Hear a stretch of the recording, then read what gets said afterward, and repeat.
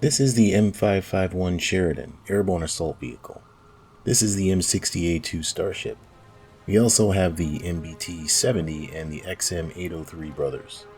These vehicles were all built around the 152mm gun launcher and the MGM-51 Shillelagh missile. All of these vehicles have one big thing in common. They were all massive technical failures. To this day, the US military does not use ATGM equipped tanks. Let's explore why.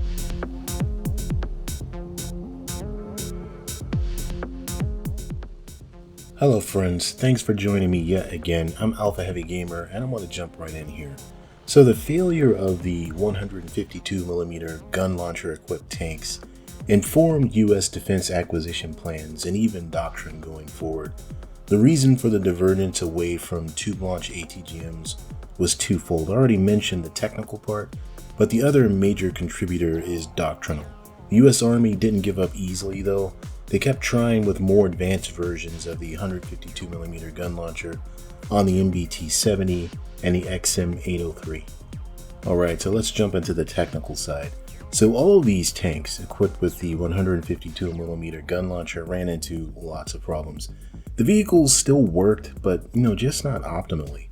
The sophisticated guidance system for the Shillelagh anti-tank guided missile was very expensive and often unreliable due to adjusting between firing conventional shells and then back to the ATGM. Most tank units never even bothered to fire the missiles because of these problems. When the 152mm gun fired, the recoil had a nasty habit of knocking out the guidance electronics for the missile. So the gun with its 1.5 kilometer range was inaccurate and inadequate for anti-tank work anyway. It was better used in the anti-infantry role.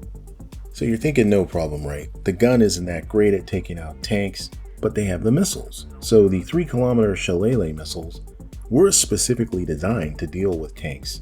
But the problem was they couldn't take out newer Soviet tanks like the T-72 and T-80. And even if they did fire the missiles, the guidance systems were very unreliable, like I said before. So you can see the problem here: a cumbersome and unreliable guidance system, unwieldy missiles. The Shillelaghs weren't exactly small. So the US had the 105mm and the 120mm guns, and they were much better at destroying Soviet tanks at range with conventional APFSDS munitions. The 105s and 120mm guns didn't suffer any of the complicated loading issues that accompanied the M60A2 and the M551 Sheridan. The gun launcher tanks suffered issues with faulty breeches, issues with the ammunition like faulty propellant and ignition issues. It also suffered problems with the tracking and the infrared command link system for the missiles. By the mid-1970s, the M60A2, of which over 500 were built, was withdrawn from active duty service and dispersed to mostly reserve units. The M501 Sheridan was phased out more slowly and was relegated to airborne assault duties with the 82nd Airborne Division and duties as OPFOR combat vehicles for training. The cost overrun-prone MBT-70 and XM803 never made it to service due to a myriad of problems that I've already talked about with the 152mm gun and the ammunition.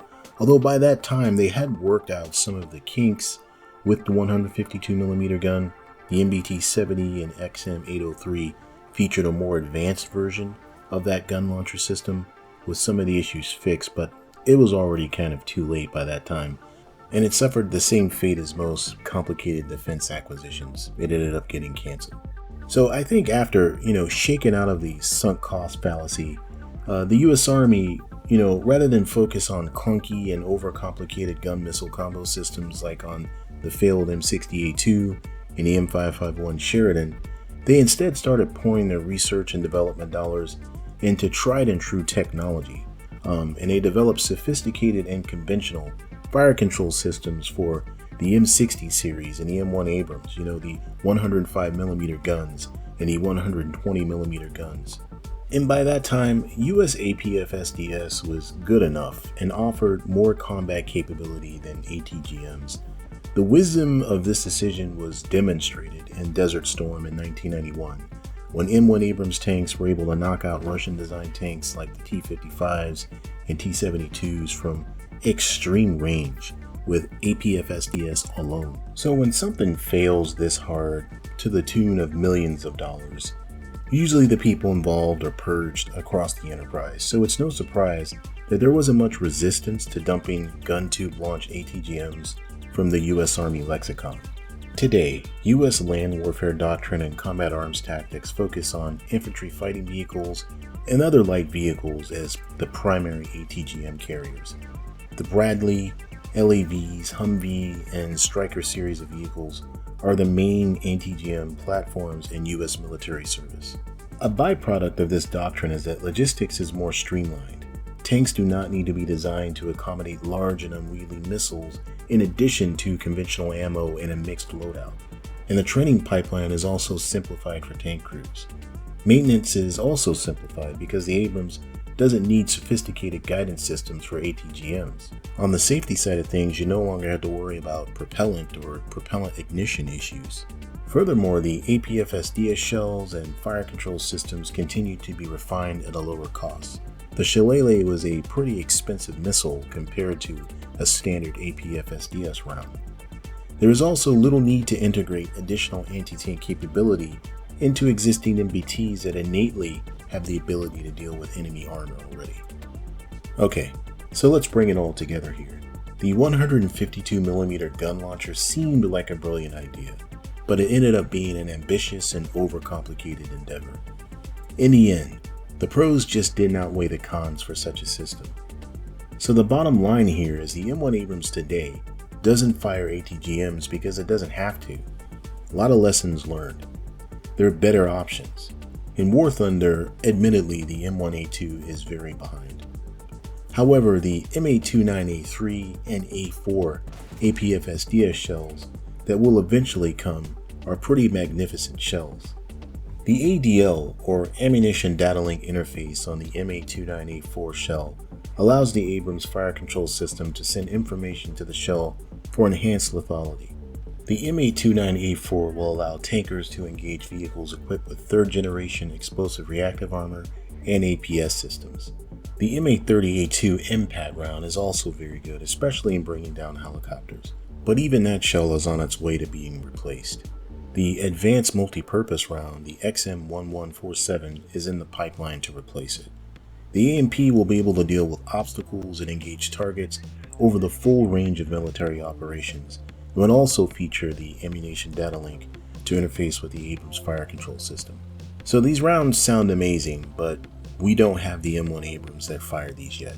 Admittedly, these are on the M1A2 SEP-V3 and SEP-V4 variants, which we probably won't be seeing in the game for quite some time. So lots of capability in these rounds. The M1 Abrams doesn't really need ATGMs, but it's going to be interesting to compare the effectiveness of the Lahat ATGM equipped to the Merkavas when they come into the game. Alright, so that's the video for today. A good deep dive into why the Abrams doesn't carry ATGMs. But what do you all think? I'd love to hear. Do you think the Abrams would be more effective with ATGMs, or you think it's fine the way it is? Anyways, I'd love to hear your thoughts on that, and I'll see you in a future video. Thanks for watching.